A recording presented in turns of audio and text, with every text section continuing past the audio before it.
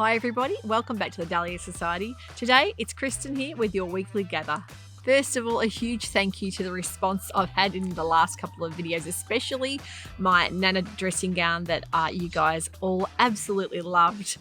In the comments I've received, just brought back a lot of nostalgic memories from a lot of people that grew up in the 60s and 70s that I'm sure they either had a mum or a Nana that wore one of those dressing gowns. A lot of you have gone on to say that you're actually going to go and make one, which I just think is incredible. Sometimes I get these ideas and I doubt myself and I think, is anyone really going to be interested in this if I put it out there? And then I think, well, if it's something that I would find comfortable and wearable, why not just share it with you guys? Maybe thinking out of the box a little bit. And I know it's so hard at the moment to go shopping for certain items of clothing, whether it be winter like over here or summer, because we were in the whole lockdown period, or we still are a bit, because we've seen a whole season shift.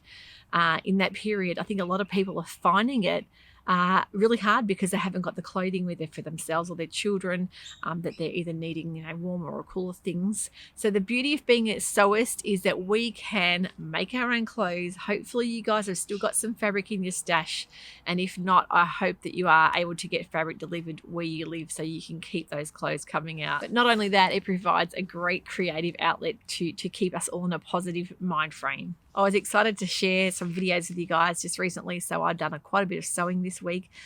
So now that's all slowed down. Before I moved on to my next sewing projects, I wanted to make a little bit of a start on my Perth cardigan. So you might remember a few episodes ago I was talking about this gorgeous chunky knit cardigan that I saw Victoria Lucille Smith on her YouTube channel, and she just totally inspired me to start. I haven't really knitted anything probably for a good probably 10 years ago. I might have done a couple of scarves for the kids, but something like this would be more back to my teenage years when, of course, knitting shops were more in fashion. I suppose they've never really been out of fashion, but it's just something I haven't looked into for quite a while. So you get that creative bug, and I think with sewing, it really opens you up to the whole making community when you see people make these beautiful handmade cardigans. The beauty of YouTube, of course, you can pretty much search anything and you will find answers for it. And that is fantastic for someone that hasn't knitted for many years, because of course all those knitting terminologies, you do forget what they mean, and it just refreshes your memory quite quickly. So this is the chunky knit wool that I purchased in a nice, almost like a periwinkle blue, but with a touch of mauve in it. I really like the colour. So that was me yesterday, got started on that. So made a little bit of progress, but really trying to take my time and sink it all in and not rush. Unlike sewing, where you can get distracted and you can hop straight back into what you've been doing, knitting, unless you're focusing, you will forget what stitch you're up to. So I think it's really important to write down what you're doing and to have a little row counter as well. I think they're fantastic. It has been a real learning curve for me to get back into the swing of knitting. And I must say, like Victoria did say, she finds it very relaxing. It is. It's very therapeutic. And this little knitting bag I picked up from Spotlight, I just thought that was really cute. The little old-fashioned granny squares. Just one of those reusable shopping bags, but I just think it's fantastic to stuff all your wool in. So wish me luck. I'm going to need every bit of luck for this, because I think it's I might have picked something a little bit adventurous for myself, being a beginner again, getting back to basics, but who knows, I might surprise myself. Talking about luck, I did mention in a previous weekly gather that we were going to have a little regular segment on myths, superstitions and traditions, especially to do with fashion and sewing. I have had so many messages from everyone that's seen that episode that wants to contribute maybe a family tradition or superstition that you may find interesting as well. Now, one of my subscribers, Kathleen Meadows, has actually said that she was always taught a superstition is to lick the needle and the thread, because like attracts like, and that when you do that, it somehow becomes easier to thread. So I've tried it, and I must admit it does work. Whether it's just luck or not, I'm not sure, but that's really worth a try. You're probably already familiar with Jen from Jen's Sewing Room, but now Jen's always been taught that you give a bluebird of happiness to someone when they either move into a new home, or if they've moved and you want to give some sort of housewarming present, that either a little figurine or a statue or some form of linen or something with a little embroidered bluebird, that will then bring that person luck to their new home. So, and I must admit too, I've actually heard of that quite a bit, and I know that the bluebird bluebirds are a symbol of luck, as is the colour blue as well. Andrea, we all loved Andrea from Beyond the Pink Door. She was always taught that if she gives a purse or a handbag to someone as a gift, that her mother taught her that you always put a coin or a note, a dollar note in there, just to provide the luck that will then bring them wealth in the future. Another viewer of mine, Pippa Stanford, had actually said that she had heard of an elderly lady that she once knew that worked for a couture house. She wasn't sure which one it was, but Princess Marina of Greece and Denmark, when she married, of course, she became the Duchess of Kent. That was back in the 1930s. Apparently, every girl that was involved in making this wedding trousseau for Princess Marina, or the wedding dress itself, was told to sew a strand of their hair into the dress, and that actually was meant to bring the wearer good luck. So that's a fascinating story, and I've heard that back through royalty. That actually has been a tradition over time. And I've got a few little bits of information about royalty traditions I'm going to go through as well before we end today's segment. If you're interested, keep watching for that. I think it's fascinating to see just through time what traditions have evolved and what they've kept going. I wanted to hear about all of your favourite indie pattern designers. So I actually asked everyone to list a favourite indie designer. If there's something that they've used or that they've seen that's sparked their interest, to please list them below. So I've got a little list here for you. Now, Alexandra Wellington, who is a lovely subscriber of mine and who's always got some beautiful, invaluable comments to share with me, she has actually suggested that the Sewing Muse has got some beautiful patterns, and I had a little bit of a look on their website, and I must say Sewing Muse have got some beautiful little button-up cardigans and some dresses with some really interesting, unique features on there. So yeah, definitely worth having a look at Sewing Muse. I will link all of these below in the description box for you to see. Angela Harron has said that Sew Me Something have some beautiful designs as well. And I must admit, I've been watching Sew Me Something quite regularly on YouTube as well. And Sew Me Something had beautiful tunic style, easy wearing, lovely, like almost like caftan style patterns, which would be fantastic for anyone going into summer at the moment. So definitely check out their patterns. And I know they have some beautiful fabrics that they've been showing on their channel as well. Christy Campbell, another beautiful subscriber of the Dahlia Society, has mentioned Sewing Mason. So Sewing Patterns by Mason, you might know that dress that's been out for quite a while now, the Deo dress that was on Forward Line just recently. It's a gorgeous style dress. She's also got a new t-shirt as well. It's a unisex style t-shirt. I will link these patterns for you to see as well. So I just think it's fantastic. It's just a great way if we can share those pattern designers. I've just put Dorada Davies on a previous episode, and a lot of you guys have found her due to that and just been really impressed with her patterns as well. So please share any other pattern designers that have interested you, that you've seen their patterns that you've loved.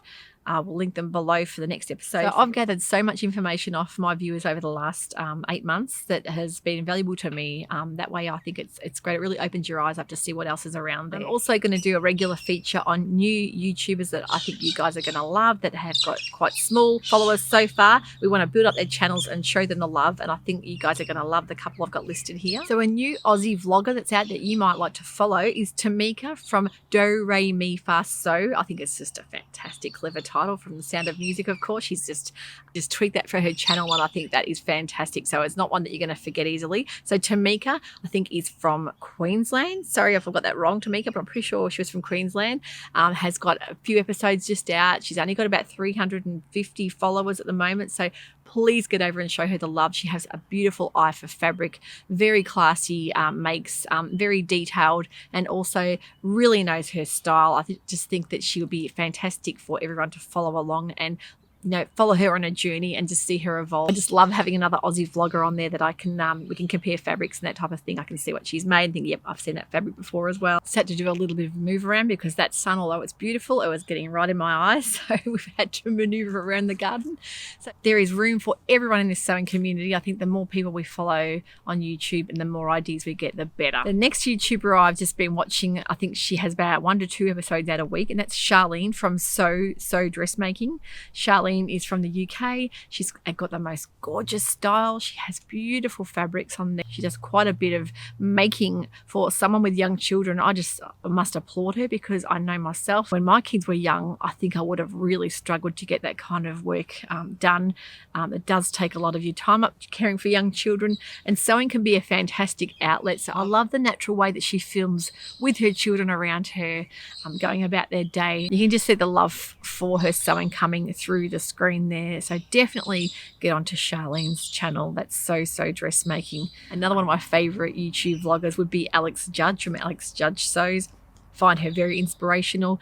We're in that similar age, and I just think that having a lot of the fabrics and choices she makes, it's just things that I straight away want to go and sew. As soon as I've watched her, I think, yep, that's something I would wear. Yep, that's fabric I would pick. So got quite a bit in common with her. She's got her teenage and adult kids with her at the moment as well. So yeah, got heaps in common. I just find her very inspirational and a pleasure to watch. So go and follow Alex at Alex Judge Sews. And of course, another wonderful vlogger. I have watched Jaynes from Loopy Mabels Closet just evolved the last couple of months. She is putting out some fantastic vlogs and truly beautiful presentation wise. I just think her makes are incredible. She has an online store, I think, as well for her craft and fabrics.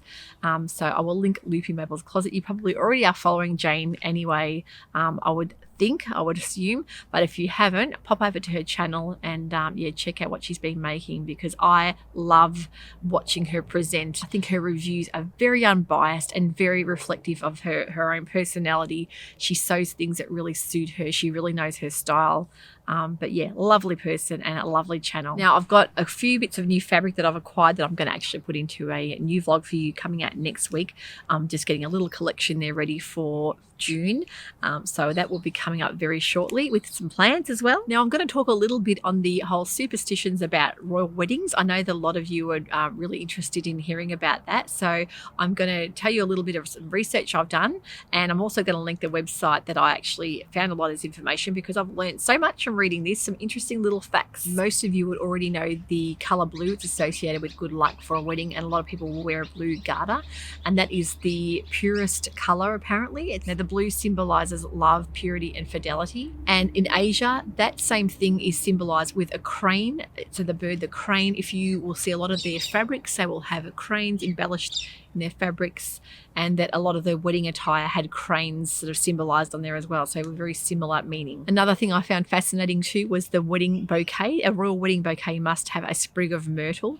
Now this myrtle was from a tree that was actually planted by Queen Victoria, given to her from her husband Albert. So the royals, when they get married, they will pick a sprig of that myrtle from the tree, and they must incorporate that with I think it's heather as well, that symbolizes purity. You may have all heard the story that most people were married usually in silver or grey wedding dresses, and that it was Queen Victoria that started the whole white wedding dress fashion. Now apparently that's a misconception, that it was in fact Mary, Queen of Scots, that started that wore the white wedding dress before Queen Victoria did. So that's really interesting.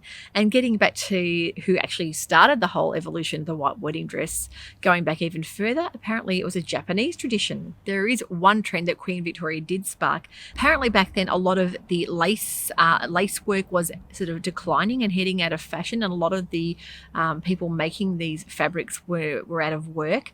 Yeah, for some reason that things just sort of go in and out of fashion. At the time they were. So Queen Victoria actually had a lot of lace on her wedding gown, so that ignited the whole fashion to have lace on the wedding gowns itself. Now this has actually stuck around for a long time now, and you'll see that lace sort of comes in and out, but it never actually goes away.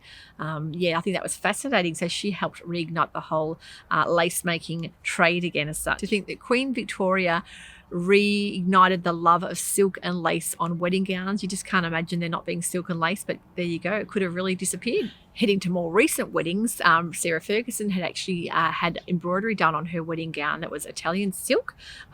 The embroideries she actually chose herself. Sarah actually chose a bee to be embroidered in the wedding gown. Being her husband being in the Navy, having a naval career, she wanted the anchors to symbolize that. So there was bees and anchors embroidered into that gown, which I just think is fascinating. Now, when Diana Spencer was married to Prince Charles back in the early 80s, she actually had a wedding gown that created a huge fuss, and it actually inspired people to have these huge big puff sleeves, because at the time it wasn't a really big thing. She really helped inspire people to want that big puffy princess style wedding gown. Her dress was actually huge. She had a 25-foot train that apparently had to be folded like a bed sheet just so she could fit into the carriage with her father and the bridesmaids. So apparently they practiced for months how to fold that train. When they got out of the church, apparently, as I remember being a child, it was so badly creased that they tried for ages to smooth the gown out. So she had mountains of taffeta, silk taffeta, and the dress itself had creased really badly. but it didn't detract from the fact that it would be a hugely popular wedding gown that people would try and replicate that for years. She had an 18-karat gold horseshoe as well sewn into the dress, and it had a blue waistband on the inside. And I actually think it's fascinating. I'm going to put some pictures up for you to see of the shoes that she wore. They had 132 pearls and 542 sequins sewn on these little slippers. Now, apparently she wasn't allowed to wear too high of a heel because she was actually quite tall. They wouldn't want her to look taller than Charles, so they decided to make her wear these little Cinderella-style slippers, and they were embroidered with the pearls and sequins with the C and the D on the shoes. And underneath on the arch of the shoe, they were all hand painted with love hearts and just really intricately done. I just think, yeah, really fascinating to look at these, because at the time we didn't see pictures of this sort of thing. It was just, you saw the dress and that was about it. But to hear about all the workings underneath, and how apparently she was actually hand stitched into her dress because she had lost so much weight for the wedding, they actually physically hand stitched her into the gown, which I think is incredible. Apparently on the wedding day, the designer said when Diana was getting prepared, she'd actually spilled perfume on the front of the dress and was mortified. But the designer said not to worry, because the actual volume of fabric, it just absorbed the perfume and no one was to notice. So lucky for her. Now, I'm sure everyone knows that the veil was there to ward off evil spirits for protection. That's another interesting little bit of superstition. When Grace Kelly got married, apparently the dress she wore had 125-year-old lace made into this gown. So it would have been incredible to see that up close, and yeah, just like a work of art, and a beautiful style gown that was as well. So I just think that's fascinating. I'm going to link that website if you guys want to have a look on there, just like little history facts with fashion and royal weddings, and it really goes on. There's so much information on there, things that we would never have uncovered without the internet. I just think it's a fascinating read, and it does go right back through history to things that have been documented through time with different superstitions. And a lot of these traditions are still followed today. I hope you've enjoyed that today. Thank you for staying tuned and listening to that. If you enjoyed that episode, please give it a thumbs up. If you haven't already done so, don't forget to subscribe and hit the notification bell. If there's anything you'd like me to dig up as far as history facts go to do with sewing or to do with fashion, please let me know, and I'll be sure to try and include that in an episode in the future. Thanks for watching. Take care. Bye for now.